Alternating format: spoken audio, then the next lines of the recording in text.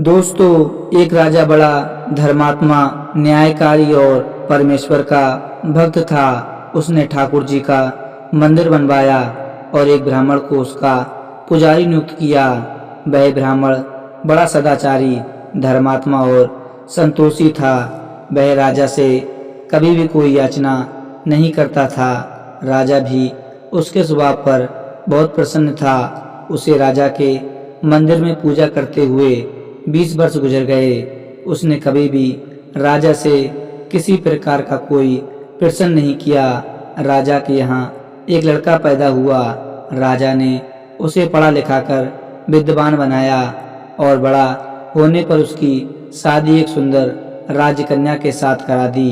शादी कर जिस दिन राजकन्या को अपने राजमहल में लाए, उस रात्रि में राजकुमारी को नींद आ गई। वह इधर उधर घूमने लगी। जब अपने पति के पलंग के पास आई तो क्या देखती है कि हीरे जवाहरात जड़ित मूड़े वाली एक तलवार पड़ी है। जब उस राजकन्या ने देखने के लिए वह तलवार म्यान से बाहर निकाली, तब तेज धारा वाली और बिजली के समान प्रकाश वाली तलवार देखकर वह डर गई और डर के मारे उसके हाथ से तलवार गिर पड़ी और राजकुमार की गर्दन पर जा लगी। राजकुमार का सिर कट गया और वह मर गया। राजकन्या पति के मरने का शोक करने लगी। उसने परमेश्वर से प्रार्थना की कि हे प्रभु, मुझसे अचानक यह पाप कैसे हो गया। पति की मृत्यु मेरे ही हाथों हो गई। आप तो जानते ही हैं, परंतु सभा में मैं सत्य नहीं कहूँगी, क्योंकि इससे मेरे माता पिता और सास ससुर को कलंक लगेगा तथा इस बात पर कोई विश्वास भी नहीं करेगा। अतः प्रातःकाल जब पुजारी कुएं पर स्नान करने आया तो राजकन्या ने उसको देखकर विलाप करना शुरू कर दिया और इस प्रकार कहने लगी, मेरे पति को कोई मार गया।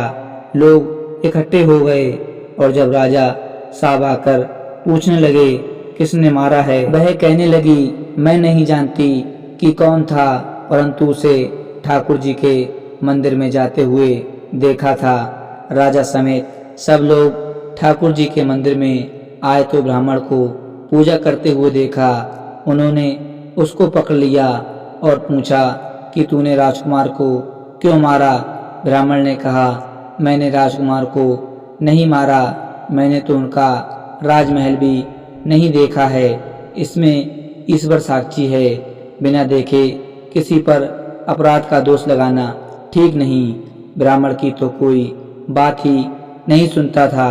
कोई कुछ कहता तो कोई कुछ। राजा के दिल में बार बार विचार आता था कि यह ब्राह्मण निर्दोष है, परंतु लोगों के कहने पर राजा ने ब्राह्मण से कहा, मैं तुम्हें मृत्युदंड तो नहीं देता हूँ, लेकिन जिस हाथ से तुमने मेरे पुत्र को तलवार से मारा है, तेरा बाएं हाथ काटने का आदेश देता हूँ। ऐसा कहकर राजा ने उसका हाथ कटवा दिया। इस पर ब्राह्मण बड़ा दुखी हुआ और राजा के देश को छोड़कर चला गया। वहां वह खोज करने लगा कि कोई विद्वान ज्योतिषी मिले तो बिना किसी अपराध हाथ कटने का कारण उससे पूछूं। किसी ने उसे बताया कि काशी में एक विद्वान ज्योतिषी रहते हैं। तब वह उनके घर पर पहुंचा। ज्योतिषी कहीं बाहर गए थे। उसने उनकी धर्मपत्नी से पूछा, माताजी, आपके पति ज्योतिषी जी महाराज कहाँ गए हैं। तब उस स्त्री ने अपने मुख से अयोग्य, असहाय, दुर्वचन कहे, जिनको सुनकर वह ब्राह्मण हैरान हुआ और मन ही मन में सोचने लगा कि मैं तो अपना हाथ कटने का कारण पूछने आया था, परंतु अब इनका ही हाल पहले पूछूंगा। इतने में ज्योतिषी जी आ गए। घर में प्रवेश करते ही ब्राह्मणी ने उनके दुर्वचन कहकर उनका तिरस्कार किया, परंतु ज्योतिषी जी चुप रहे और अपनी स्त्री से कुछ भी नहीं कहा। तदनंतर वे अपनी गद्दी पर आ बैठे। ब्राह्मण को देखकर ज्योतिषी ने उससे कहा, कहिए ब्राह्मण देवता, कैसे आना हुआ। आया तो था अपने बारे में पूछने के लिए, परंतु पहले आप अपना हाल बताइए कि आपकी पत्नी अपनी जुबान से आपका इतना तिरस्कार क्यों करती है, जो किसी से भी सहा नहीं जाता, और आप सहन कैसे कर लेते हैं? इसका क्या कारण है? यह मेरी स्त्री नहीं है, मेरा कर्म है। दुनिया में जिसको भी देखते हो, अर्थात भाई, पुत्र, शिष्य, पिता, गुरु संबंधी जो भी कुछ है, सब अपना ही तो कर्म है।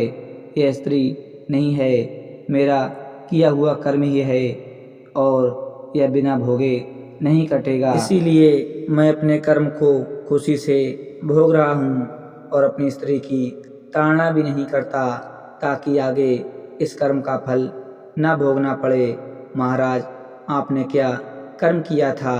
सुनिए, मैं पूर्व जन्म में कौआ था और मेरी स्त्री गधी थी। इसकी पीठ पर फोड़ा था।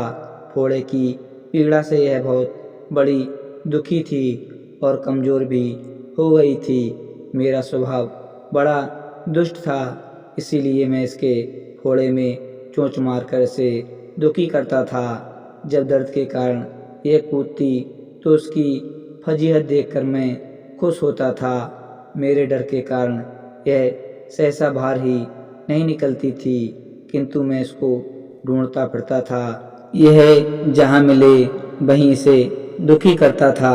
आखिर मेरे द्वारा बहुत सताए जाने पर त्रस्त होकर यह गांव से 10-12 मील दूर जाकर जंगल में रहने लगी। वहाँ गंगा जी के किनारे सघन वन में हरा भरा खाकर और मेरी चोटों से बचकर सुखपूर्वक रहने लगी। लेकिन मैं इसके बिना नहीं रह सकता था। इसको ढूंढते ढूंढते मैं उसी वन में जा पहुंचा और वहाँ इसे देखते ही मैं इसकी पीठ पर बैठ गया और चोंच मारना शुरू कर दी। मेरी चोंच इसकी हड्डी में चुभ गई। इस पर इसने अनेक प्रयास किए, फिर भी चोंच न छूटी। मैंने भी चोंच निकालने का बड़ा प्रयास किया, मगर चोंच न निकली। पानी के भय से ही यह दुष्ट मुझे छोड़ेगा, ऐसा सोचकर यह गंगा जी में प्रवेश कर गई, परंतु वहाँ भी अपनी चोंच न निकाल पाई। आखिर में यह बड़े प्रवाह में प्रवेश कर गई। गंगा का प्रवाह तेज होने के कारण हम दोनों बह गए और बीच में ही मर गए। तब गंगा जी के प्रभाव से यह तो ब्राह्मणी बनी और मैं बड़ा भारी ज्योतिषी बना। तो दोस्तों, वास्तव में हमें कर्मों का फल भोगना ही पड़ता है। तो दोस्तों, आशा करते हैं कि आज की वीडियो आपको जरूर पसंद आई होगी। अगर वीडियो पसंद आई हो तो चैनल को सब्सक्राइब कर दें। मिलते हैं एक नई वीडियो में, तब तक के लिए जय हिंद, धन्यवाद।